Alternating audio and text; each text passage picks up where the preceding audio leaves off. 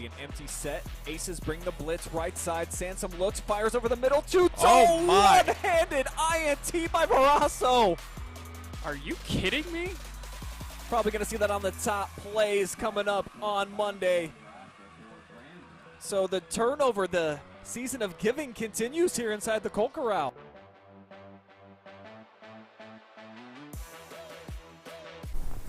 And with that season of giving, we have more gifts for you right here on the Friday Night Pigskin Week 2 edition. Plenty of action served up hot and fresh with yours truly, Brian Skoronsky, your host. But all the OH reporters are in the building tonight. We were all over North Central Ohio. We've got all the highlights, scores, and analysis that you need to see. We'll have more on that awesome one-handed pick by Barrasso and Granville, who got a huge win tonight at Clear Fork. We'll have highlights coming up in just a minute, but we got to begin with the game of the night. Two teams that every time they seem to get together, they come down to the final play. It comes down to the wire, that being Hillsdale and Lucas. The last 2 seasons, it has been a 1-point game, and tonight certainly is right in that ballpark coming down to the very end. Travis Barty was on the call for that one, Trav, and you were very excited. Right when I walked in the door, you said these words to me, "I had the game of the night," and buddy, you definitely did. Absolutely, Brian. I mean, you and I were excited to call it last year at the Colt Corral, and then this year I had this circled on the schedule. I even told you when you were doing scheduling, you gotta give me Lucas at Hillsdale, the first ever time. We also did a live stream for football at Hillsdale, and it did not disappoint, and I'm not going to disappoint you fans any further. Let's get right to the highlights of this one. It's early season rematch we were all waiting for. Lucas Hillsdale. The Cubs won the last 2. It was actually 14-12 2 years ago, then 14-13. They were off to a great start. Zach Deal off the left side. He got blockers ahead of him. 23 yards. Typical Lucas drive. 7:16 off the clock. It's 7-0. But on the ensuing drive, Jack Fickus, he runs the read option so smoothly. He's going to fly into the end zone from 30 yards out. And just like that, we are tied at 7, just underway in the second quarter. Time running out now in the half. And Aiden Caller, he's a kicker, Brian. Kickers are people too for the brand from 36 out. Cubs lead 10-7 at the break. But the first drive of the second half, Falcons taking a page from the Lucas book. Fickus scores his second. They take 5:42 off the clock, lead 14-10. But in the fourth quarter, Logan Toms tells his teammates, "Follow me and I will take you to the promised land," and that is where he is heading. He's going to beat everyone. 86 yards. Cubs look like they're going to pull it out again, but Mr. Jack Fickus says, "Not so fast, my friend." 4th and goal from the 1. He calls his own number. That's 3 tutties on the night. Falcons lead 21-17, and then they're going to seal it right here with this Hayden McFadden INT. Hillsdale impressively moving the 2-0. They knock off Lucas for the first time in 3 tries, 21-17. What a game, Brian. Myself and Ken Parrott, we had a blast calling that. Safe to say also, Lucas is the best 0-2 team in Division 7 in the state of Ohio. They are a squad. Logan Toms was all over the field on both sides of the football, nearly brought him back for the win, but then Jack Fickus and his squad goes right down the field, takes pretty much the rest of the time off the clock, and they get the win.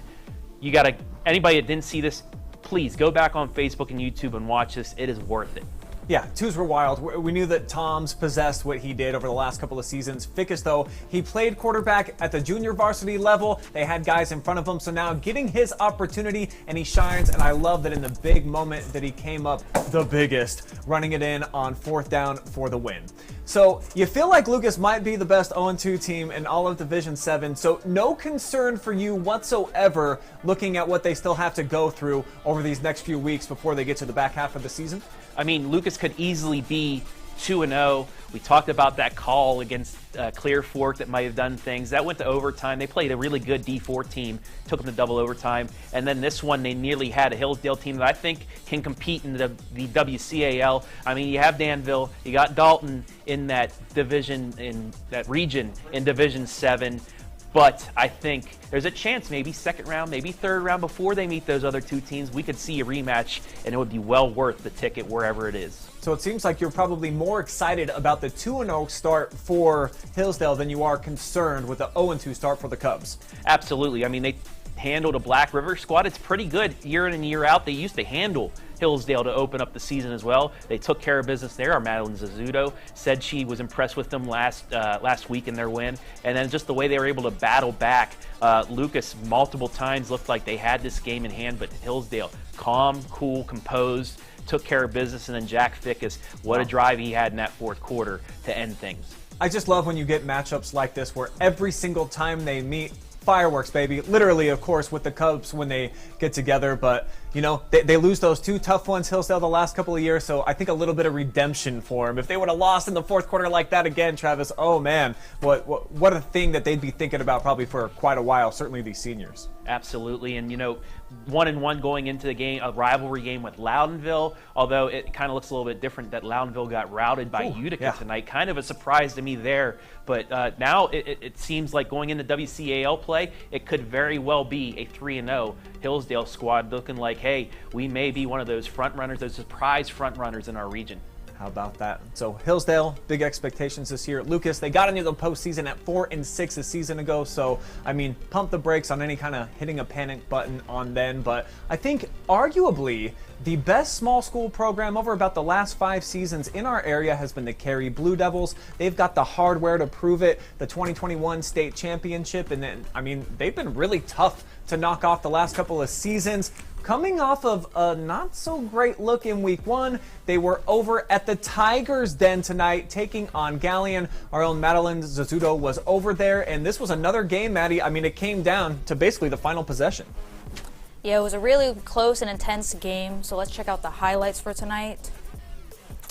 To kick off the scoring, Austin Niedercore would hit the edge and scamper to pay dirt for 6 to open up the scoring for Carey. Next up, QB1 Braxton Prosser would go to the sky and hit High C Park high flyer Eliza Chafin to tie things up 7 apiece. Carey decides to answer. Eli Steen hitting the Heisman, getting to the sideline, and no one could catch this dude as he would finish off with a 47-yard touchdown with no defender in sight. And Braxton Prosser, once again for the Tigers, creates some time with his feet and then finds Jacob Chambers over the middle to put it back at 14-14, tying up the game once again. And flash forward to the third quarter, Galion on the doorstep as they play some old school smash mouth football to take the lead. And then Carey, baby, they won't go away. They had an opportunity with seconds ticking away on the clock, and they just coughed it up. Galion would recover, and that would close this one out. The final score was 21-14. Galion is now 2-0, and Carey is now 0-2. Wow. So you see this Blue Devil team, like I said, they've really been rocking and rolling as a program here, Maddie. So at 0-2, does this look like a type of squad that can bounce back and still be a playoff contender here as we start getting into weeks 7, 8, 9, and 10? At this rate, I'm not too sure. If they keep this up, it's not looking too great, but you never know. Maybe being optimistic, they could bounce back from it. And Galion, totally different outlook for the Tigers. You know, they've been in the thick of things early on in the MOAC. How bright do you think the Tigers' future is this season? I thought they played great. Their defense was on point. I feel like any time that Carey made a mistake, they were right on top of it. So I think it's looking really, really good for Galion. Yeah, they got a lot of exciting players. I seen them last week. They got some plays that were in the top play nominees. Certainly it looks like they're off to a great start with Matt Dick, Maddie. So I think that this could be a team that's a force to be reckoned with in the MOAC. I agree. Thank you very much. All right, we're going to take a quick commercial break. When we come back, we've got much more from the MOAC. We're going to check in Ontario and what they did tonight down at Centerburg. Shelby and Lexington went toe-to-toe in a Richland County rivalry, and we're going to have a coach calling in as well. All that and more right after a short break. Keep it here.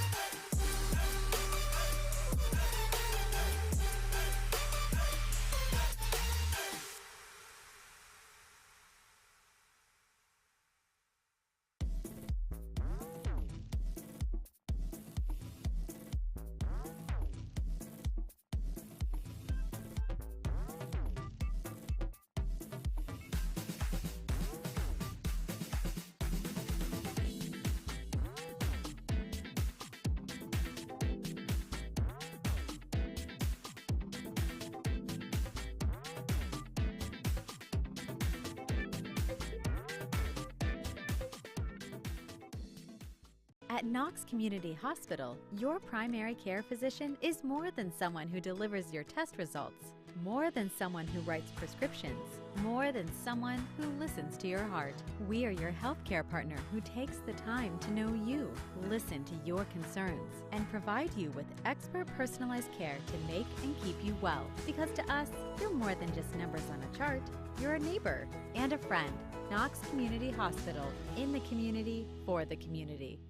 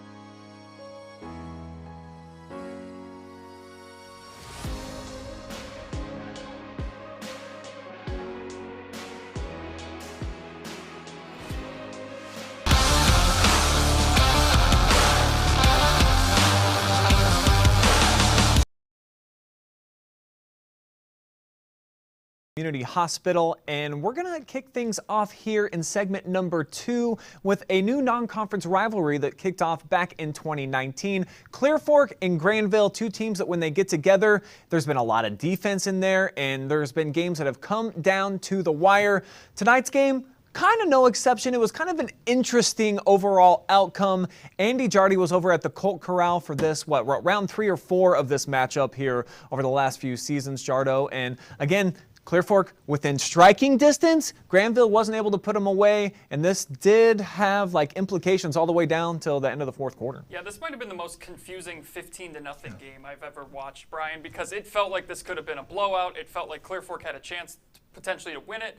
15-0, I don't know if it gives any indication of what the game was. Hopefully the highlights we show you might give you a little bit better of a feel as to what went down over at the Colt Corral tonight. But we will start those off in the first quarter. As always, this is a different game than I was at, Brian. I'm not quite sure what happened in this looks fun, though. We'll go with it. This looks fun. Let's see what we got here. Big plays. That's a big play. Here we go. Hey. This looks more familiar. Now, this was the call of the night. Unbelievable play here. Dante Verasso. Come on, man. One-handed, OBJ-like catch for the interception. So good, we're going to take a look at it again, and we're going to slow it down to make it look even more impressive and dramatic. That's insane, though. I mean, that's amazing.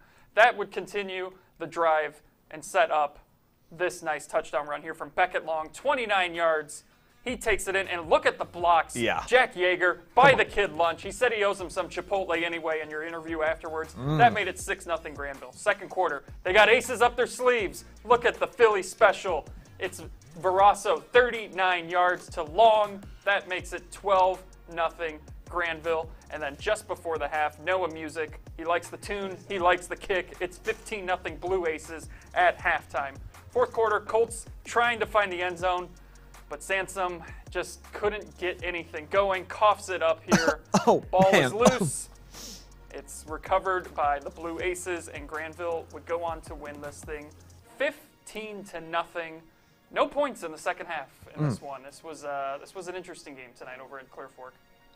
And for the Colts, you show one offensive play, and it's a fumble. And I think that's kind of fitting because in 8 quarters of regulation, they've got 7 total points, Andy. And it just seems to me, both you and I have seen every single snap of their season. They're lacking a little bit of creativity. They got guys like Joe Stupka, Jay Jackson on the outside. 1 total touch for those 2 guys tonight. In your opinion, why aren't they able to get guys like that the football? Yeah, I'm not quite sure what is going on there, too, because I thought Milo Burkholder was going to have a bigger role this Another week, guy, too. He right. only had 1 catch last week. I thought maybe we'd see him a little bit more. I just really think this was just a bad matchup. Like, Granville just had the size. They had the athleticism. It was too much for Clear Fork to handle. I think the fact that Clear Fork defense kept this thing close. Sure. I mean, it was a 2-possession game the entire game. Like, it felt like they were down, like, an insurmountable amount, but Clear Fork had a couple drives. They got into the red zone twice, couldn't capitalize. But yeah, they just, until they get any sort of consistency offensively, especially in the passing game, that is really, they're so one-dimensional right now. I mean, Granville was like daring them to throw the football there come second half, and it's just Clear Fork's got to figure something out there on the offensive side of things. Well, I think certainly on defense, they're going to be in every game. I can't Right. really picture this team getting blown out because Granville, that's a squad that went all the way to the state Final Four. They were undefeated just a couple of seasons ago. Last year, a couple of rounds deep into the postseason. So this is probably the toughest test, in my opinion, that Clear Fork may face all year. The Blue Aces, this looks like another team, Andy, that down in the Licking County League that they play in, could be another champion, and I could project them with all of the different guys that they have at their disposal, making another run. Yeah, they finished just under 400 total yards of offense tonight. I mean, I think 5 or 6 different guys had receptions for Granville, too. The Long at quarterback was very impressive tonight, the way he was able to get the ball out to so many different guys. And then he first career road start. First career road start, yeah. And he overthrew a couple guys, maybe a little too amped up. But he really settled down. He had 2 turnovers there in that first half, settled down into a nice groove. Granville's going to be a tough out. This was Clear Fork's only loss in the regular season last year, so this has just been historically a matchup where they really can't seem to get anything going. So it's a weird first 2 weeks of the season for Clear Fork because you play a D7 school in Lucas, one of the best D7 programs ever. Yeah. And you go to double overtime to pull that win out, and then you face a team a division up from you tonight, and you don't really have much to show for it. It's going to be very interesting to see where they go from here because I don't feel like we have a real identity or grasp of what they are yet. Yeah, they're an intriguing team to me. They do get to play 0-2 Lexington next week, though they got to go on the road the first time outside of the friendly confines. So Clear Fork, I think that we need a few more weeks of seasoning to really see what this team's going to be when it's all said and done. That's a big game next week, too. You don't want is. to go 0-3 to start either one of never those. I mean, that should be really interesting. All right. Thanks a lot, Andy. Clear Fork, they were the kings of the MOAC just last year, but from looking around the area, there might be a new king potentially in the conference. That team being the Ontario Warriors, who went down to Centerburg tonight, and they really put a thumping on the outright defending KMAC champions, 35-0. And with more on this game, let's go ahead and invite in their head coach, Aaron Eckert. And Coach, it looks to me like we were just kind of watching you. You're still at the stadium? You're in the press box over there at Ontario? Why aren't you kicking back with like a victory, like bourbon and cigar, man? What's going on? No, we're at a friend's house, so just one of those things. We get together and watch you guys together. Enjoy this one tonight and get back to work tomorrow morning. Well, let's talk about this 35-0 beatdown that you guys had tonight. You've gotten off to some nice starts here the last couple of seasons, but anytime you score 5 touchdowns and you allow the other team nada, this has to be probably one of the best overall performances that you've seen as a head coach here these last couple seasons at the Big O. Yeah, it was nice tonight to get off on the right foot. We got some things to clean up too. We didn't play a flawless by any means, but I thought our kids really did a nice job of being a tough team tonight and playing physical at point of attack. So, kudos to our kids, how physical they played tonight. And I mentioned the early season success. You went 3-0 in the non-league last year. You're off to a 2-0 start. Give me and maybe some other coaches in the area some insight about what it takes to have your team prepared early on in the season where you're coming out and you're having a whole lot of victories. I think it's the preparation part, and a lot of it depends on the kids.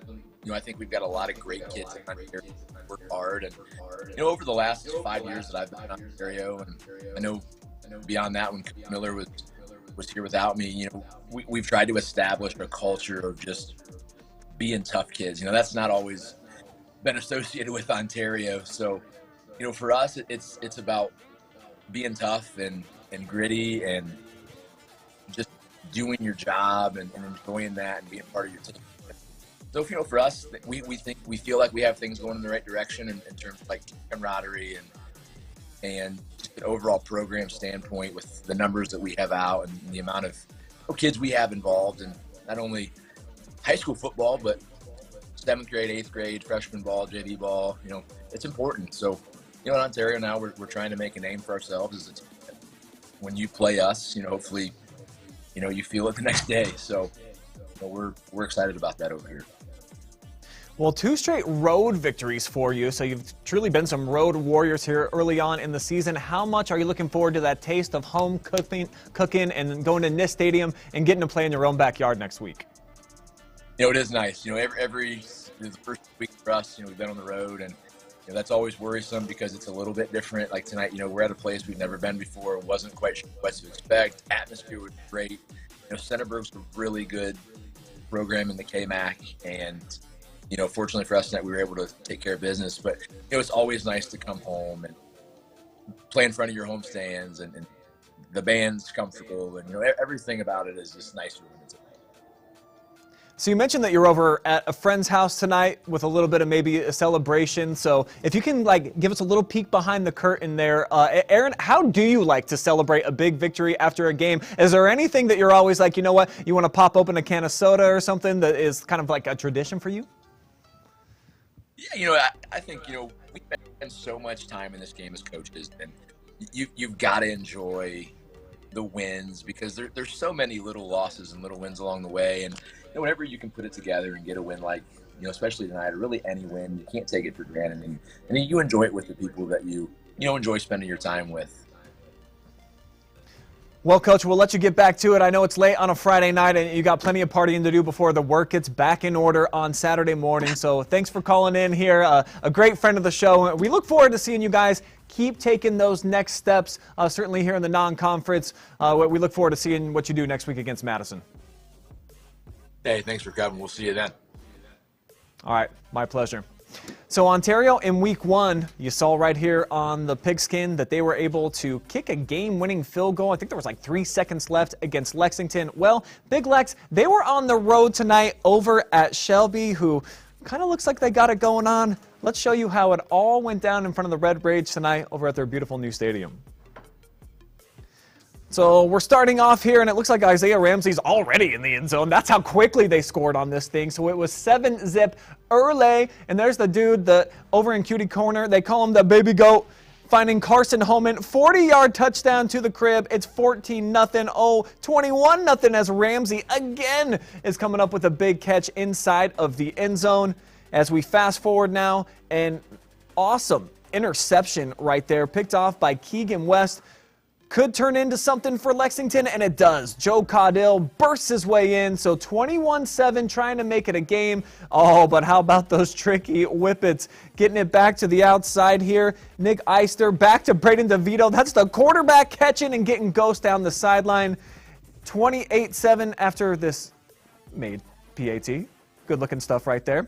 And then Caudill's going to go deep. Carter Newman on the back end makes the adjustment. He's going to get into the end zone. That made it 28-14, but let's be honest, this thing was over before that. 53-21. It looks like Shelby, they're back. We saw a couple of seasons ago when they were putting up some outrageous offensive numbers. Last year, they had some good games, but with a freshman quarterback, you need some time to develop. So now DeVito in his second season with weapons like Isaiah Ramsey. Look out, Shelby, along with Ontario, may be the team and the front runner in the MOAC, but along with Galion, I think it might be kind of top heavy this year. That's going to be a really fun league to keep an eye on once they get into conference play coming up here in a couple of weeks.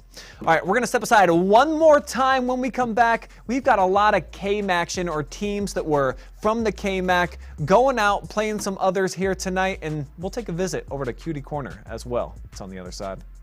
3, 2, 1, let's go.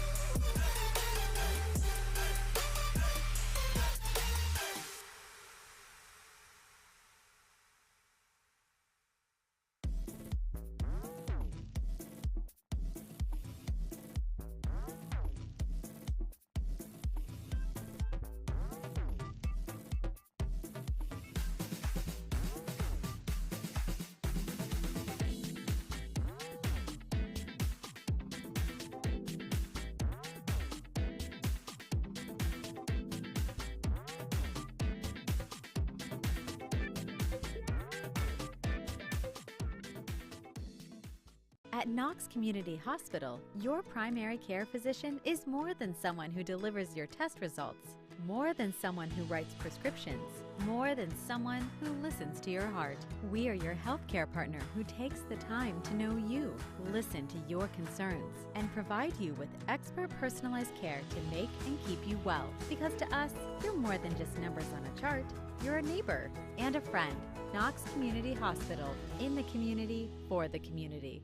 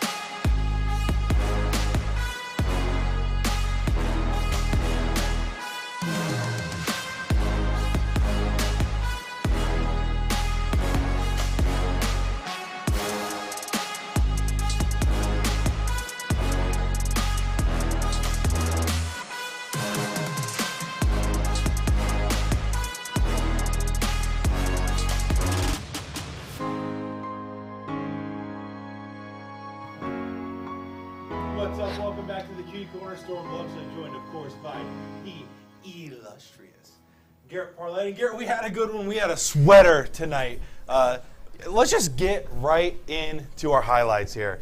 First off would be Well, who played? Where are we going? Crestview and East Knox. That's who we're going to. The Bulldogs and the Cougars. We have K-Mac. Excuse me. Here we go. Liam Kuhn, here we go. Play action pass to Keith Abshire to open up the scoring 7-0.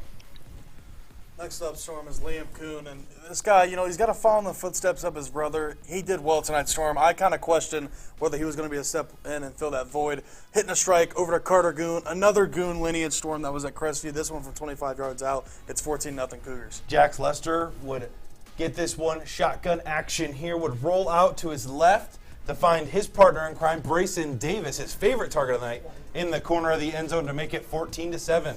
And Storm, this is Liam Kuhn's impersonation of Pat Mahomes right here. Throwing across his body. Oh my goodness. Bryce Perkins wide open for a touchdown. It's 20-7 Cougars at half.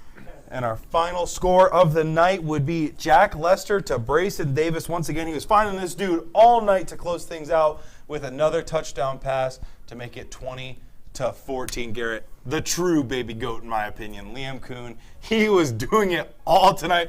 Backheel passes across his body. Dude was beasting and feasting. Yeah, Storm. Liam Kuhn stepped up big tonight. He had 3 passing touchdowns, over 150 yards passing as well. The dude did it all. He filled in the shoes from his brothers, and he also knocked off East Knox tonight, just like his brothers did. Ross obviously took the loss in 2019. That's the last time East Knox beat Crestview was 4 years ago. But ever since then, the Cougars have had the number the past 3 seasons in the regular season, that is. So Crestview gets back to 500, and they'll take on Highland next week. Do you think that fact comes up at family dinners? Everyone's like, haha, Ross lost. I think you have to. I think it has to come up. Oh, for sure. But hey, this is a game where East Knox had a chance. There were a couple times they had it on the goal line. A couple questionable play calls. Then they had it at the end of the game and just couldn't get it done. I mean, it was in their grasp. Yes, it was definitely a wacky game. Crestview had the interception Tyson Wingler did at the end of the third quarter, and then Crestview the next possession, as soon as they got the ball in offense, they fumbled it, gave it right back to East Knox. East Knox had countless opportunities in the red zone, but Crestview's defense stood tall. It was kind of that bend, don't break mentality. They let them get all the way down the field until they stiffened up and then let East Knox score and shut them down multiple times in the red zone. But East Knox got that score late. It just wasn't enough, Storm. They couldn't get the offense going, and Crestview gets another win. Yeah, Liam and and Raymer. They must have found the Butterfingers in the halftime locker room. Yeah, but talk defensively to me about Crestview. They stepped up when they needed it, or when they needed to. Third downs, fourth downs, they came up huge, especially their defensive line. They were causing havoc all night long for those Rowdy Bulldogs. So we've talked about bread and butter all night. We've talked about it all night on the broadcast. Crestview's bread and butter is their trench game. It's the defensive line, messing with the offensive line. And for Crestview, their defensive line was absolutely nasty tonight. It's been nasty in the past couple of seasons, and that's why they've been so good. It has to have that same kind of performance this year if they want to repeat anything they've had the past couple of seasons. Gavin Keynes tonight stepped up big. He had 2 sacks, the game-winning sack, too, to end that game. And then Caleb Cunningham also played a big role in that. He had 2 sacks as well. So that defensive line, Storm, that's their anchor. That's where it has to start up front for the Cougars if they want to do anything in the Fire Islands Conference. And from my research I saw, Storm, I think the only 2-0 team in the Fire Islands Conference right now is Western Reserve, as they escaped against Margaretta, I believe, 34-33. Those Rough Riders. I think it's going to be a very tough Fire Islands Conference, and it's going to be very tough for Crestview with the big target they have painted on their back. I think that's going to do it over here for Cutie Corner. One last shout out, KMAC Plus in the house tonight. Sorry about all them KMAC teams, KMAC Plus. You can't win them all. There's always next week. But that's going to do it here for the Cutie Corner. Going to send it over back to Brian. Catch it here on the fly. Oh, nice pass there, Storm. And speaking of KMAC, we got 2 more games coming up here with some highlights. So if we're going to talk about the KMAC, we may as well have KMAC Trav here in on it too, Trav. So this is what we're doing, obviously, is we got the KMAC every single week here on the OH Report. Mount Gilead tonight at home against Upper Sandusky, who kind of got throttled last week. By a KMAC team, right? So what were your expectations before we roll these highlights about this matchup? Well, I was actually surprised with the venue. I went down to test the internet a couple days ago. They have fresh Bermuda grass down there. It's a very fast turf at Mount Gilead. I'm thinking, man, if Upper Sandusky and that high-powered offense gets going, they might be able to put some points up. But Mount Gilead, they hung in there. I like what they're doing down at Mount Gilead High School, but I just a little too much from Upper Sandusky tonight, Brian. So let's hit the highlights for you, my friend. Still impressed with what the Indians did. Well, they were looking to go 2-0 tonight at home on the reservation, but you talked about maybe just too much Rams. Let's check out this first highlight. That's Caden Holman, and that's Martinez out to the outside. It would quickly be 6-0 in favor of Upper Sandusky on the road. And they're really celebrating this thing in slow motion, how these kids are able to break it down this way. You know how they stop hammer time? They literally stopped right now. Can't touch this.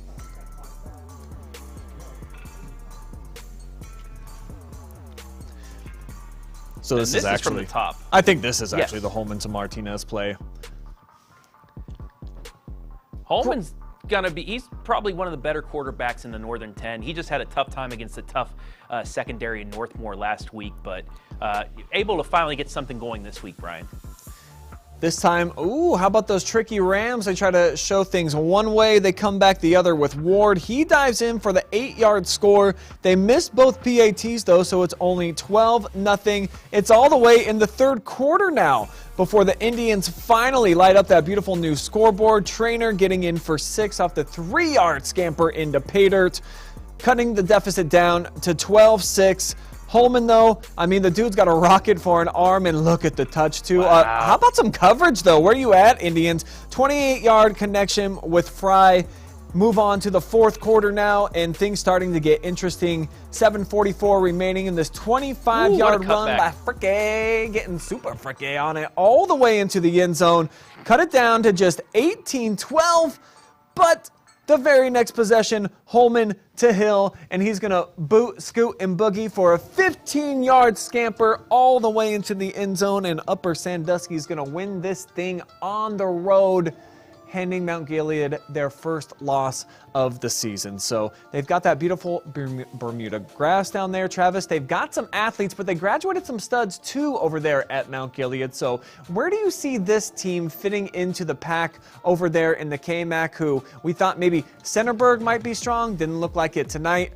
And as you're about to see, maybe the Golden Knights are the team to beat, but still a long way to go. Well, also you can see on the side looking right over here, my thumb, there we go, that Danville pretty much ran all over Bucyrus, another 50-plus burger they put up. So Danville, Northmor putting up big numbers as well, as you can see over here somewhere. It'll be showing up in a little bit, but they had a big win, those two. I can see Mount Gilead being a middle of the pack squad. Loudonville, they didn't impress. They lost to a Utica squad that we saw Centerburg run all over. Centerburg couldn't do anything against Ontario. Cardington a bit down as well. Fredericktown's eked out a win. So I can see Mount Gilead maybe fighting for third, fourth place, or who knows, they get into the KMAC and surprise some people. They can go out, because it seems like every year you have that one team that you're like, about going out of the non-conference, and then all of a sudden they catch fire and, do some things. But Mount Gilead, they still have some pieces and everything. They stuck with the good Upper Sandusky team. I mean, you and I, Brian, we thought Upper Sandusky was going to be able to put up some major points this season. So to be able to stay in that game with them, I mean, they're gonna take some lumps this season, but they can do some positive things this year. Well, you talked about some 50 burgers. Another team here in the area that had their home opener. I feel good about keeping this. They enjoyed one themselves. Let's take you over to the Castle now, where Northmor opened up their home portion of the season against South Central. And the fans there in North Bloomfield Township had a lot to cheer about. Check this out. The run game in action here. We'll begin here, and it's Carson Campbell. He's going to break loose one of the many weapons for Northmor this season. That's a 48-yard ghost runner to the right side. It's 12-zip. Teams are having trouble with those PATs tonight, but it doesn't matter when you score this many points. Paul Kramer, he gets in on the party. 18+1, they would tack it on there. And then later on, how about an 11-yard pass? This is going to be A.J. Bauer hooking up with Bo Landon, his favorite target, 26-0. And now, off of a turnover, they scored twice off of these last week. How about another pick six for the Golden Knights? And it's the big fella getting in there too. That's super awesome to see. Ryan Lowry enjoy that experience. But it's Bauer to Landon. They've just got that thing going on, one of those ESP type of deals. He's back into the end zone, and Northmor cruises tonight to a ginormous victory where they put up 60 points. They allowed none, Trav. So I know that you were really high on this team. South Central maybe not going to have a great season this year in the Firelands Conference like they were just talking about in Cutie Corner. They might be one of the bottom feeders, but man, it's hard not to really enjoy what you saw from the Golden Knights getting it done on both sides. Oh, absolutely. And one player you didn't mention, Hunter Falk, had the 2 pick sixes last week. He had 2 touchdowns. He actually 5 catches, 101 yards, and 2 touchdowns. You had Bo Landon with the 2 catches for 52 and 2 scores. So kind of like, Randy Moss. There we go. Randy Moss had that one big game where he had 3 catches for, 200 yards and 3 touchdowns. Bo Landon trying to do that just without the yardage tonight. But Northmor, I talked to Coach after our coverage of the cross-country meet on Monday, went up to practice, and he said, you know what, South Central's got a decent quarterback. He can throw it around. They held Aaron Haller to 19 yards passing tonight and 1 pick, no touchdowns. That's pretty good. This defense, you talk about the high scoring, but the defense of Northmor, they held Upper Sandusky in check last week. They shut out South Central. They get Mapleton next week, who's one of those wild cards in the Firelands Conference. But if they can start off 3-0, maybe put some points up next week, then those teams in the Firelands, not in the Firelands, but in the KMAC, those teams in the KMAC will probably be thinking, oh, geez, here we go, especially with Danville putting up big numbers as well. So, yeah, impressive night once again for the Golden Knights. A.J. Bauer, 186 yards, 10 of 14 passing, very efficient, 4 touchdowns, no picks, and then getting some of the second string players in there in the second half helps out. 3 running backs with over 40 yards, Paul Kramer, Aiden Yater, and then Carson Campbell. Everything's balanced so far as well, which is very impressive. Yeah, and the Golden Knights last week with the big performance, of course, they had some players land on the top plays and our Friday Night Phenoms, and I know that's what you guys have been waiting for. We totaled up all of the numbers from you, the voters out there on the Twitter, YouTube, Instagram, and Facebook, and when it was all said and done, this is who you chose for your Week 1 Friday Night Phenom winner. Hit it! How about Cole DeLauder in his first game in a new uniform, the devil with the blue pads on, Getting it done, the senior, 17 carries. He was able to get 164 yards out of them. Yeah, do some basic math. That's almost 10 yards per clip. He got into the end zone not once, but twice, Trav. And this is a guy, he was a big factor for East Knox as a freshman, sophomore, and junior. What a weapon to be added down there in Danville. No wonder they're putting up over 50 points every single week right now through a couple. It's just weird not seeing him in purple and yellow, though. That's kind of odd, especially he transferred to an arch rival.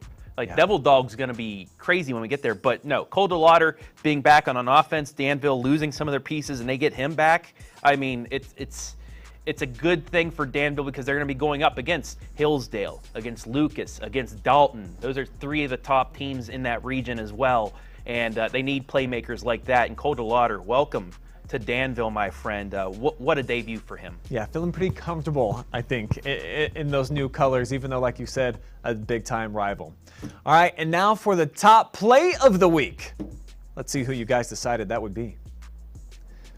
We're going to stick with the same exact team. How about Danville fans showing out big, just like this guy did? Kendall Carter coming up with the pick, and he's rumbling and bumbling. The quarterback can't take him down. He throws him off and then gets in the red zone to set up a huge Blue Devil score. I'm assuming that's got to be Dad, at least a relative. He likes it. He knows the camera's on him. Woo! He's part of the top play, too. Unbelievable stuff down there in Blue Devil country. How much fun are they having right now through 2 weeks? All right, you got to give the big guy some love up on the front as well. You know, your quarterbacks, your running backs saying, you know, I got to thank my line. But now to be a top play winner, that's just great. And the athleticism that he had, he was coming one way, jumps, spins backwards, and then he rumbles and stumbles all the way almost to the end zone. I mean, that guy probably needed some oxygen when he got back to the sideline, but that was a very impressive and entertaining interception return right there. That's what you love to see here on the Pigskin, Brian. And we're going to have some more nominees. They're going to be delivered to you guys hot and fresh on Monday. So KMAC Country, they seem to show up, obviously, at those voting polls every single week out here. But Danville, welcome to the party. A clean sweep this week with the Friday Night Phenom and the top play. KMAC Plus loves it right here. He's happy. He's grinning ear to ear on these winners. But, yeah, it's cool having him in here, too, Brian. We got to get him on camera here in a couple weeks once he gets the courage, too. But love having him here at the OH Report Studios after the games as well. Yeah, make sure that you give KMAC Plus a follow on at least at Instagram is where I see you at. Mason, where else are you at? Pretty much just Instagram right now. Just IG for now. So make sure that you find them. I mean, high schoolers love it. KMAC action. Well, that's going to wrap up, I think, episode 2 here of the Friday Night Pigskin, Trav. Man, a lot of intriguing teams here in the area. I can't wait to see until we start getting into conference play. But one more week in the non-conference. A lot still to be determined before we start getting into those races. Yeah, Lucas, can they get off the schneid? Go 1-3 before other teams get in there. Hillsdale, big rivalry matchup with Loudonville. Loudonville beat them last year. Can we see Hillsdale go 3-0? Clear Fork, can they bounce back? Things like that. Ontario, are they going to continue running? Mansfield Senior. That's right. You saw the score. Way to go, T.Y. Massillon, Washington with another big win tonight over Glen Oak. I mean, can the T.Y. Tigers go in and upset a Massillon team that knocked off the team with the most wins in the country 2 weeks ago? That's a big task, but Mansfield Senior at least keeps it close. Or if they can pull off the upset, look out Division III because we got a T.Y. Tiger squad. Also, Amar Davis, congratulations, over 2,000 career yards receiving tonight, and the Tigers win over Canfield. All right, guys, let's put you all to bed, and we'll see you. We got live streams coming up in the morning, some girls soccer action, a couple of those tomorrow. So just always keep it locked in here on the OH Report. We are the future of local sports. See you next week.